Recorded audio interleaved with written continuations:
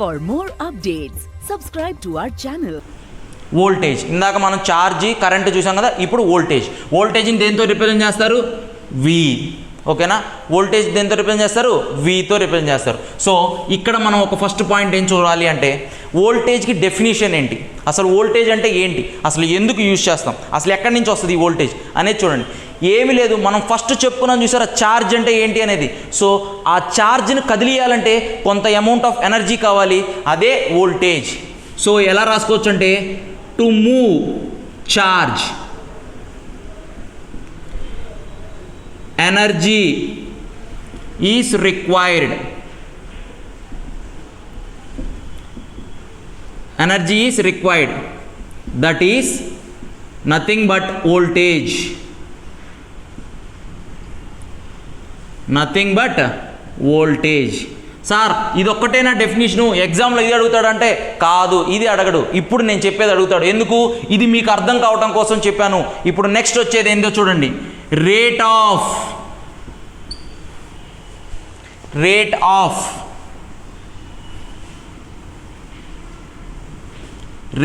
Of work done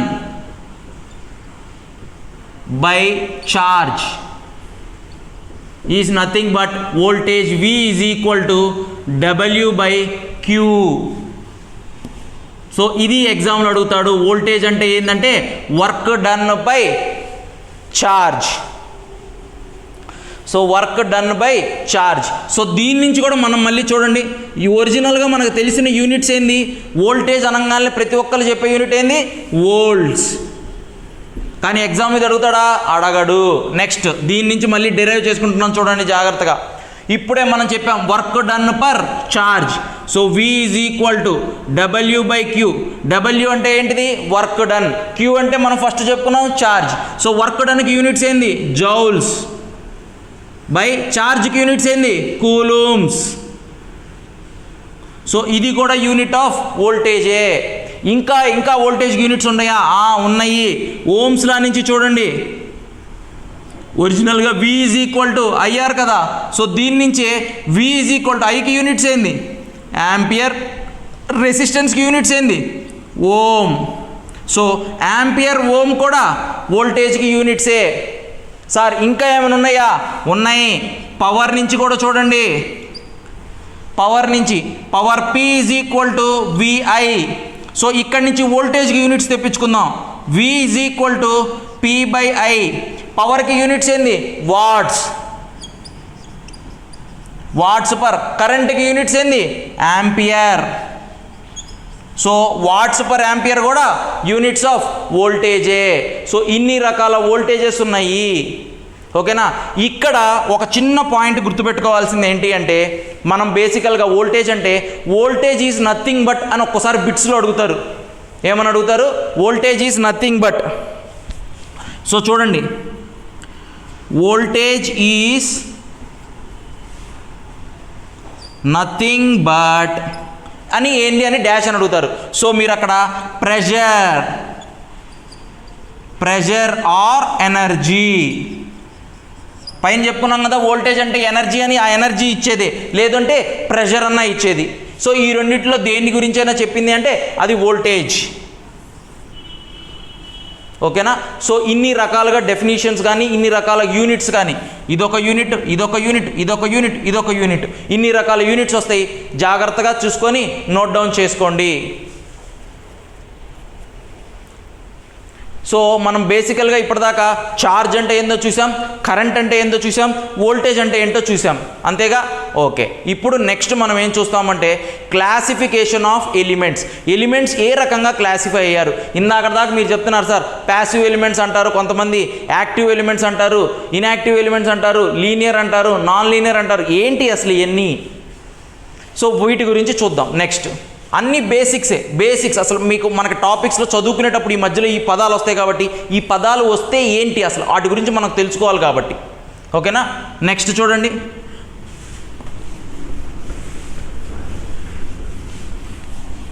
classification of elements.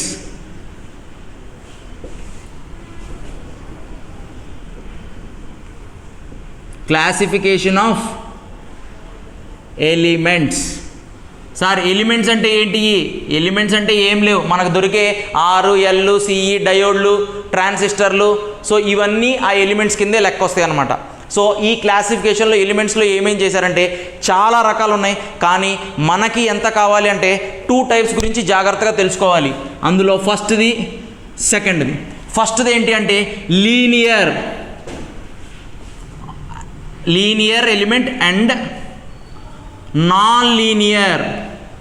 Linear అంటే ఏంటి, non linear అంటే ఏంది? సెకండ్ది ఏంటిది అంటే active and linear, non linear and active. నెక్స్ట్ది passive elements, active and passive elements. Active and passive elements. So బేసికల్గా మనం ఈ రెండింటి గురించి మాత్రం జాగ్రత్తగా తెలుసుకోవాలి. ఓకేనా? సో ఫస్ట్ది ఏంటిది అంటే లీనియర్. ఓకేనా? అసలు లీనియర్ అంటే ఏంటి, లీనియర్ అంటే ఏంటి, అసలు యాక్టివ్ అంటే ఏంటి, ప్యాసివ్ అంటే ఏంటి?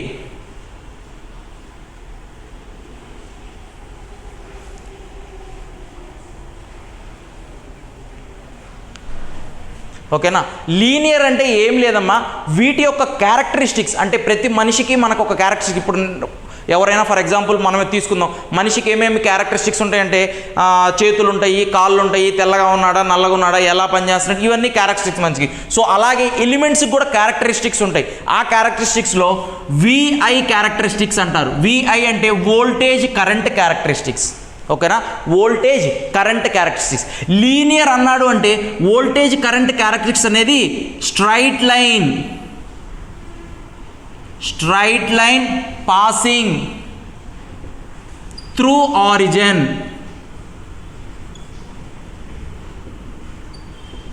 Straight line passing through origin అంటే ఏమీ లేదు, ఇక్కడ తీసుకొని విఐ కరెంట్ తీసుకున్నామంటే ఇలా స్ట్రైట్ లైన్ ఉంటుంది. వీటి యొక్క క్యారెక్టరిస్టిక్స్, ఇలాంటి క్యారెక్టరిస్టిక్స్ ఏమున్నాయి అంటే ఆర్ఎల్సి అంటే resistance, inductance and capacitance. Resistance, inductor and capacitor, ఈ 3 లీనియర్గా ఉంటాయి. ఓకేనా? ఒకవేళ సార్ మరి నాన్ లీనియర్ అంటే ఏంటి? నాన్ లీనియర్ అంటే ఏంటంటే ఇలా క్యారెక్టరిస్టిక్స్ అంటే పాసింగ్ త్రూ ఆరిజిన్ కానీ లేకపోతే, అంటే does not passing through origin, does not passing through origin, does not passing through origin అయితే దాన్ని ఏమంటారు? నాన్ లీనియర్ అంటారు. ఓకేనా? సో నాన్ లీనియర్కి ఏమైనా ఎగ్జాంపుల్స్ ఉన్నాయా? ఉన్నాయి, చూడండి ఎగ్జాంపుల్స్. ఇవి వీటికి ఎగ్జాంపుల్స్, ఇవి వీటికి ఎగ్జాంపుల్స్. ఏంటి అంటే diode best example, PN junction diode. ఓకేనా? జీనార్ డయోడ్, టన్నల్ డయోడ్, ఏ డయోడ్ అయినా సరే, డయోడ్ ఫ్యామిలీ మొత్తం డయోడ్. Next transistor etcetera. అంటే ట్రాన్సిస్టర్లో కూడా బీజేటీ, ఐజీబీటీ, మాస్ఫెట్ ఇవన్నీ ట్రాన్సిస్టర్సే కదా. సో ఆ ట్రాన్సిస్టర్స్ కూడా PNP transistor, NPN transistor, so ఆ ట్రాన్సిస్టర్స్ మొత్తం. ఓకేనా? సో లీనియర్, నాన్ లీనియర్ అంటే ఏంటి అంటే సింపుల్గా చెప్పాలి అంటే ఒక straight line passing through origin, వాటి క్యారెక్టరిస్టిక్స్ కానీ తీసుకొని గ్రాఫ్ కానీ గీస్తే పాసింగ్ త్రూ ఆరిజిన్ అయితేనేమో లీనియర్, పాసింగ్ త్రూ ఆరిజిన్ కాకపోతేనేమో అది నాన్ లీనియర్. ఓకేనా? Next one,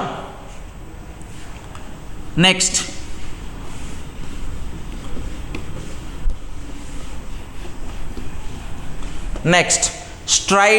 next second one ఏంటిది?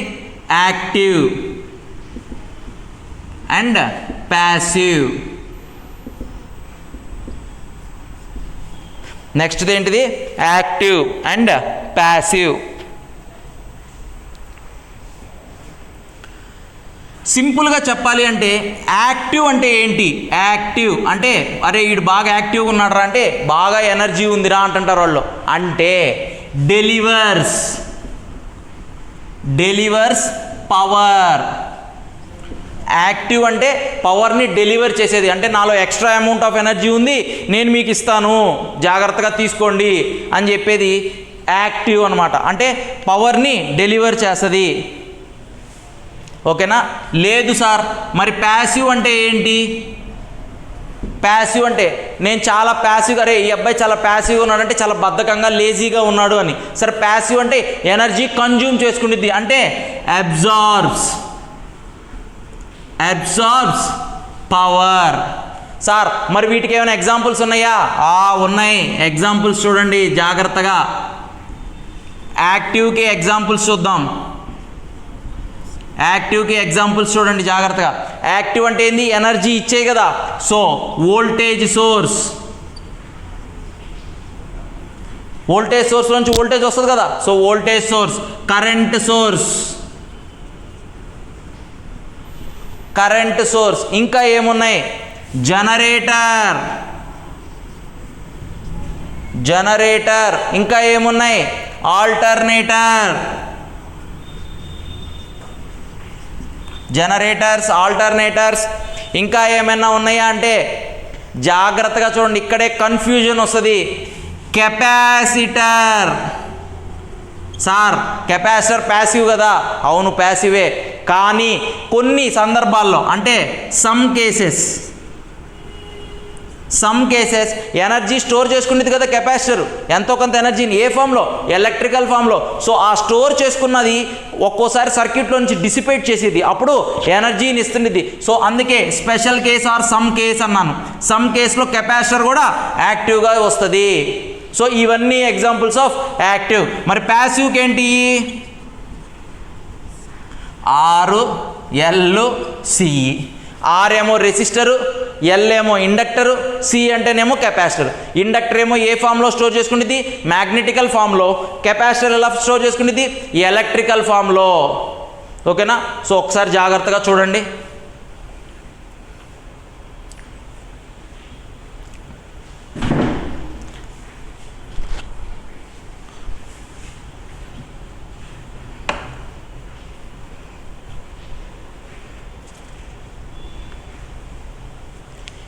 సార్ ఇంకా ఏమైనా ఎగ్జాంపుల్స్ ఉన్నాయా అంటే ఇక్కడ మనం బ్యాటరీస్ కూడా తీసుకోవచ్చమ్మా. బ్యాటరీస్ ఉన్నాయి కదా మన సెల్స్లో కానీ, మోటార్ వెహికల్స్లో కానీ, లేకపోతే కారుల్లో వాడుకునే బ్యాటరీస్ ఉన్నాయి కదా, ఆ బ్యాటరీస్లో. బ్యాటరీస్ నుంచి బయటకు వచ్చేది ఏంటి? ఏ సప్లై? DC supply. చాలా ఇంపార్టెంట్, గుర్తుపెట్టుకోండి. బ్యాటరీస్లో నుంచి బయటకు వచ్చే సప్లై ఏంటిది? DC supply. బ్యాటరీస్ నుంచి బయటకు వచ్చేది.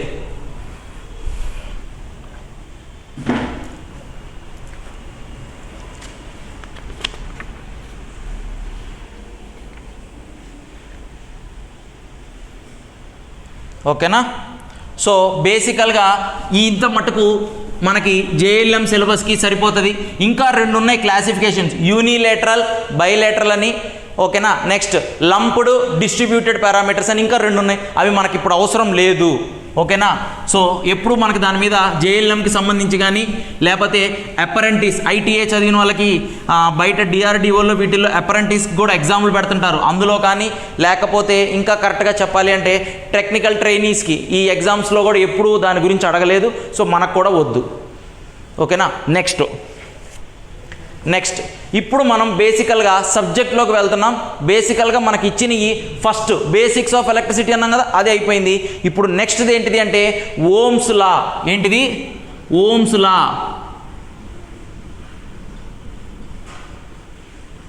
Ohm's law. ఓకేనా? సో ఓమ్స్ లా అంటే ఏంది అంటే జనరల్గా అందరికీ తెలుసు V = IR అనేది ఓమ్స్ లా సార్ అంటారు. కానీ అలా చెప్పకూడదు ఓమ్స్ లాని. సో ఓమ్స్ లా ఎలా చెప్పాలి? సో ఎలా మనం లేదా మనం స్టేట్మెంట్ ఎలా చెప్పాలి అంటే జాగ్రత్తగా చూడండి. స్టేట్మెంట్ ఏంటి అంటే ఎట్ కాన్స్టెంట్ టెంపరేచర్. చాలా ఇంపార్టెంట్ ఇది, అందరు ఇది మర్చిపోతారు. At constant temperature. ఓకేనా? At constant temperature the current flowing through a passive element is proportional to applied voltage. ఏమని చెప్తారు? The కరెంట్ లేకపోతే the current flowing through a passive element is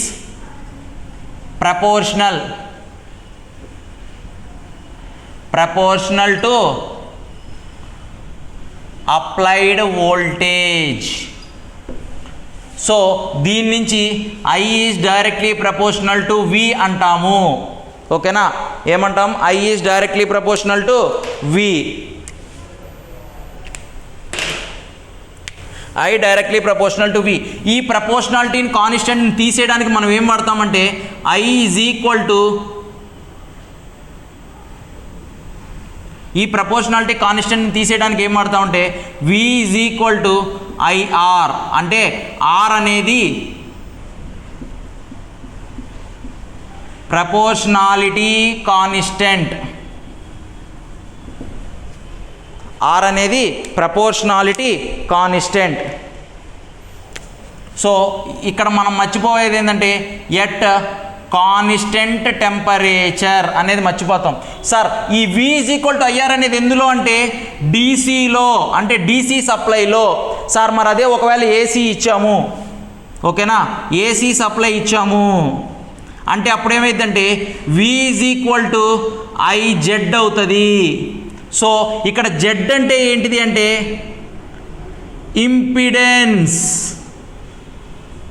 sir ఎక్కడ వస్తుంది? ఇంకా కొద్దిగా లోపలికి వెళ్ళిన తర్వాత వస్తుంది, ఫండమెంటల్స్లోనే నేను చెప్తాను. ఓకేనా సార్, ఈ జెడ్ ఎక్కడి నుంచి వస్తుంది? ఇంపిడెన్స్. ఎక్కడ వస్తుంది? కొద్దిగా లోపలికి వెళ్ళిన తర్వాత వస్తుంది, చెప్తాం మళ్ళీ. ఓకేనా, నెక్స్ట్ ఎలిమెంట్స్ గురించి చదువుకుంటాం కదా, RLC గురించి, అక్కడ జెడ్ గురించి కూడా చదువుకుంటాం. ఓకేనా,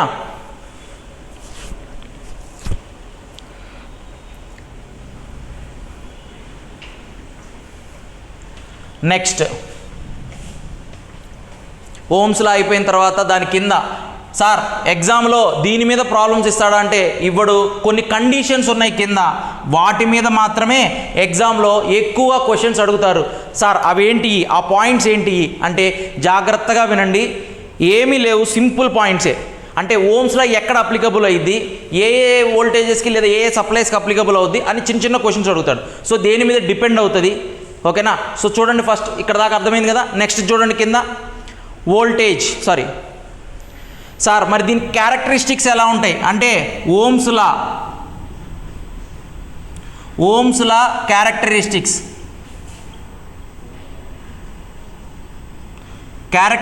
ఎలా ఉంటాయి సార్ అంటే ఇందాక చదువుకున్నాం కదా, లీనియర్గా ఉంటాయి.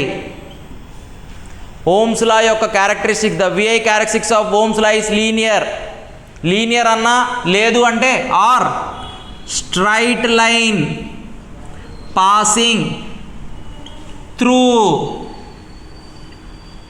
Origin. Straight line passing through origin అన్న ఒక్కటే. ఈ ఎగ్జామ్లో అడిగే క్వశ్చన్స్ ఇవన్నీ ఇంపార్టెంట్. ఇవన్నీ బేసికల్గా ఎగ్జామ్లో ఇది ఎవడు అడగడు, ఇక్కడి నుంచి అడుగుతాడు. క్యారెక్టరిస్టిక్స్ ఏంటి ఓమ్స్ లా. నెక్స్ట్ ఓమ్స్ లాలో characteristics linear, straight line passing through origin. తర్వాత సెకండ్ వన్, ఓమ్స్ లా దేనికి అప్లికబుల్ అవుతుంది అని అడుగుతాడు. ఏంటిది, దేనికి అప్లికబుల్ అవుతుంది అని చూడండి. ఓమ్స్ లా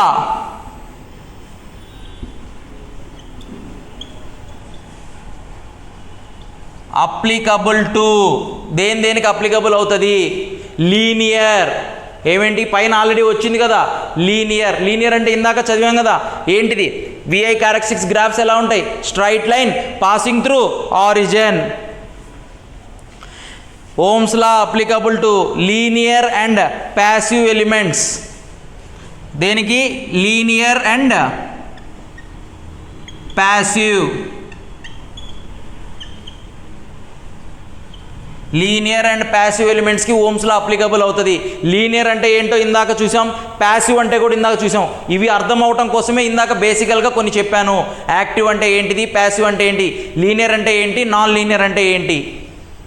ఓకేనా, నెక్స్ట్ మూడో పాయింట్, ఓమ్స్ లా ఏ సప్లైస్కి అప్లికబుల్ అవుతుంది అంటే Ohm's law applicable to both AC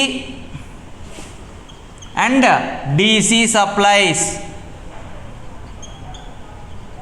ఎందుకు చూడండి, ఏసీలో అయితేనేమో V = IZ వస్తుంది, DCలో అయితేనేమో V = IR వస్తుంది. కాబట్టి రెండు సప్లైస్కి ఓమ్స్ లా అప్లికబుల్ అవుతుంది. ఓకేనా. నెక్స్ట్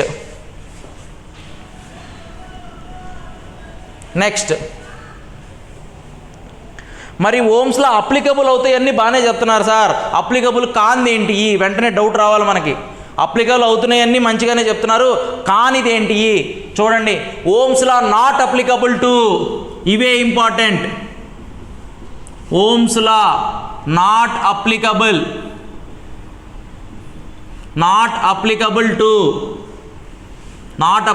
టు నెంబర్ 1 ఫస్ట్ది ఆర్క్ ల్యాంప్స్ అంటే తెలుసు కదా, ఇల్యూమినేషన్లో వస్తుంది. మీకు సపరేట్ టాపిక్ అది. ఇల్యూమినేషన్లో ఏంటి? Arc lamps. Number 2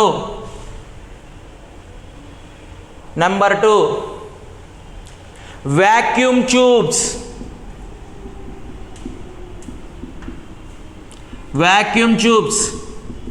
number 3 surge suppressors. Surge suppressors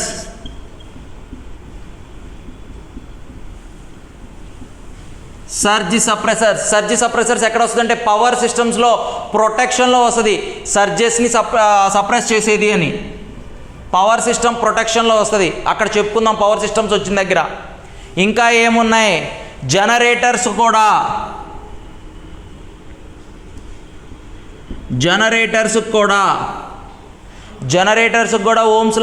Ohm's law applicable అవ్వదు. ఇంకా ఏమన్నా ఉన్నాయా? Semi conductor devices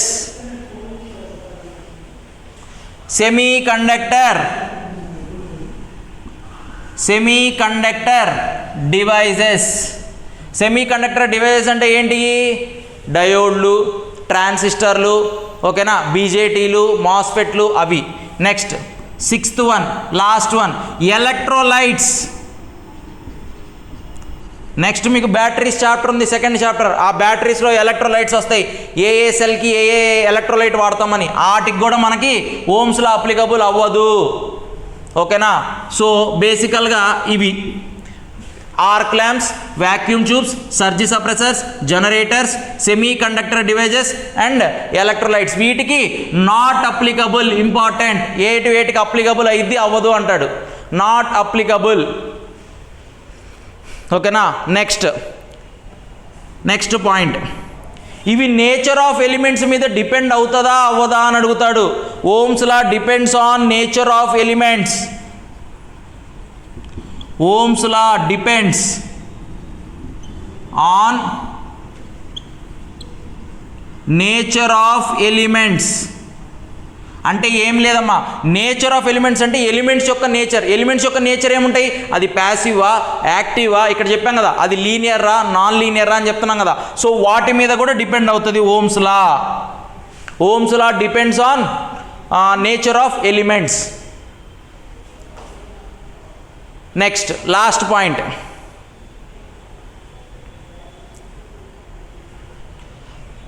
for